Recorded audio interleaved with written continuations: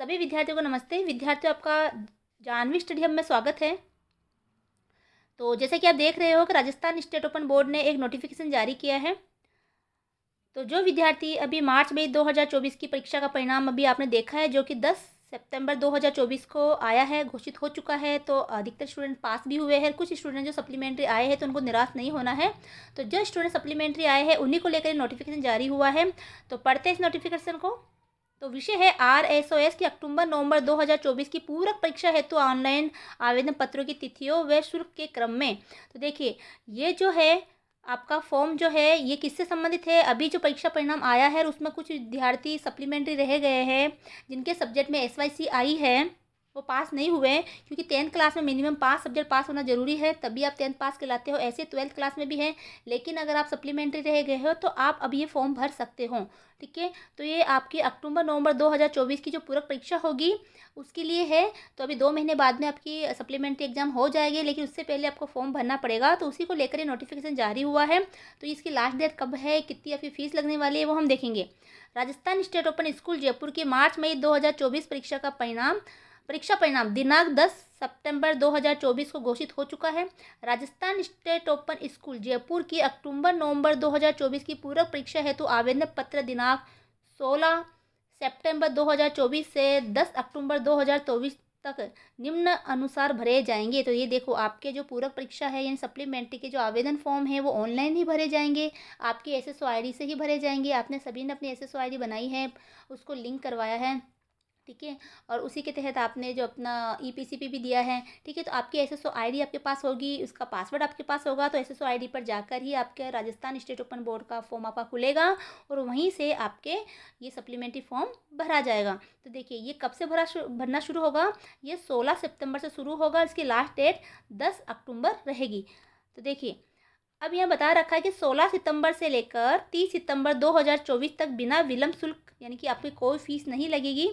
ठीक है, लेकिन अगर इसके बाद में आप फॉर्म भरते हो यानी 1 अक्टूबर से लेकर 5 अक्टूबर तक 50 रुपये प्रति विषय विलंब शुल्क लगेगा। अगर आपने एक विषय में सप्लीमेंट्री है और उसका आप फॉर्म भर रहे हो तो आपको 50 रुपये अतिरिक्त देना पड़ेगा फीस के साथ में।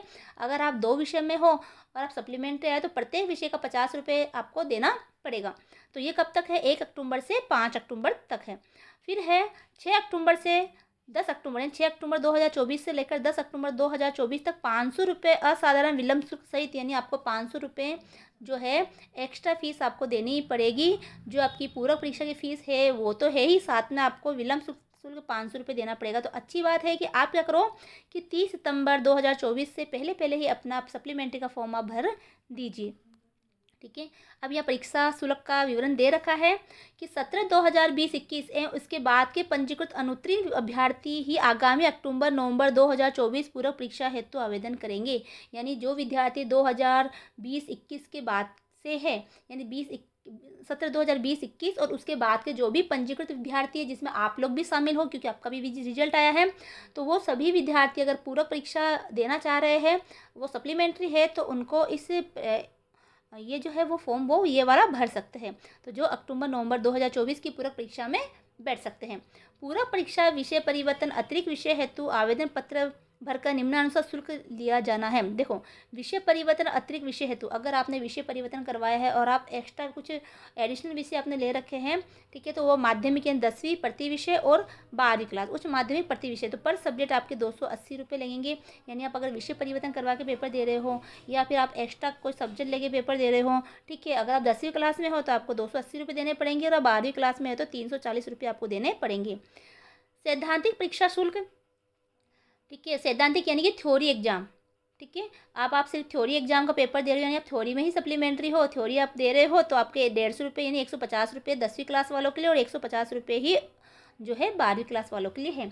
अगर आप थ्योरी में तो पास हो गए, जैसे ये सब 12वीं क्लास में होता है कि थ्योरी में तो पास हो गए लेकिन आप प्रैक्टिकल के अंदर आप फेल हो गए हो, तो ऐसे स्टूडेंट्स जो प्रैक्टिकल का ही सिर्फ एग्जाम देंगे उनको 10वीं क्लास के अंदर 60 रुपये उनको शुल्क जमा करवाना पड़ेगा और 12वीं क्लास के अंदर भी 60 रुपये शुल्क जमा करवाना पड़ेगा। अग्रसेन शुल्क प्रति अभ्यर्थी, इसके अलावा कुछ एक्स्ट्रा फीस भी लगती है जो आपकी ऐड होके आती है फॉर्म के अंदर, वो है 30 रुपये 10वीं क्लास में और 30 रुपये ही 12वीं क्लास में। ठीक है, तो इस तरह से आपकी फ़ीस का विवरण दे रखा है। है ना। तो सैद्धांतिक यानी थ्योरी, तो कुछ स्टूडेंट थ्योरी में अगर रह जाते हैं तो उनको थ्योरी का ही देना, प्रैक्टिकल में पास हो जाते हैं तो अच्छी बात है। लेकिन अगर व्यक्ति थ्योरी और प्रैक्टिकल दोनों में ही फेल हो गए तो फिर उनको दोनों ही सब्जेक्ट दोबारा देना पड़ता है, उनको प्रैक्टिकल भी दोबारा देना पड़ता है, थ्योरी यानी उनको पूरा पेपर दोबारा देना पड़ेगा। तो उनको दोनों की मिला के उनको फीस भरनी पड़ेगी, थ्योरी प्लस प्रैक्टिकल। अब देखो, समस्त संदर्भ केंद्र प्रभारी अभ्यर्थी को आवश्यकता अनुसार उसकी एसएसओ आईडी से कई पूरक परीक्षा आवेदन पत्र भरने हेतु तो सहयोग प्रदान करें। देखो, अब ये जो भी है एसएसओ आईडी से ही भरा जाएगा, सब कुछ ऑनलाइन भरा जाएगा। तो जो भी आपके संदर्भ केंद्र के प्रभारी है, यानी जो भी आपका एआई सेंटर है, वहाँ जाके आप पता कर सकते हो, उनकी हेल्प ले सकते हो, लेकिन भरना आपको ऑनलाइन ही है। ठीक है, तो इस तरह से आप अपनी पूरक परीक्षा का फॉर्म भर सकते हो। और SYC है ना, SCTC और है ना 4x जिसके मार्कशीट में आए उसका क्या मतलब होता है, उसके लिए हम आगे वीडियो लेके आएंगे। तो इस चैनल पे इस तरह से बने रहिएगा।